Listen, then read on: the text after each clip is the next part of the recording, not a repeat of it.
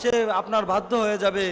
অনেক সময় দেখা যায় স্বামী তার স্ত্রীর কথা শুনতে চায় না, স্ত্রী তার স্বামীর কথা শুনতে চায় না।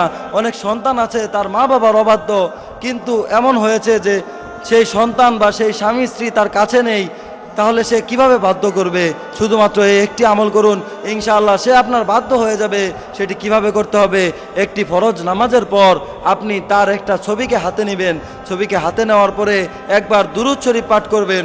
দুরূদ শরীফ পাঠ করার পর আল্লাহ তাআলার একটি গুণবাচক নাম পাঠ করতে হবে।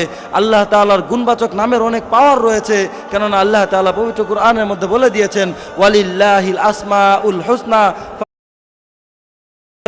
আপনি যদি আল্লাহ তাআলার এই একটি নাম 11 বার পরে ওই ছবিতে ফু দেন, অবশ্যই সে বাধ্য হতে বাধ্য, সে বাধ্য হবেই ইনশাআল্লাহ। সেই নামটি কি? সেই নামটি হলো ইয়া ওয়াদুদু, ইয়া ওয়াদুদু। যে নামাজ পড়ে আপনি যদি যে কোনো ব্যথার জায়গার মধ্যে আপনি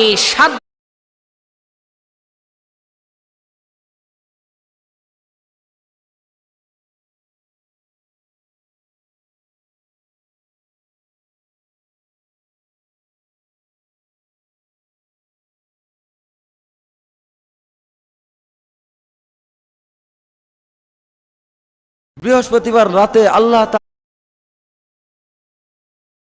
যদি কেউ মোবাইলে অপকর্ম দেখে,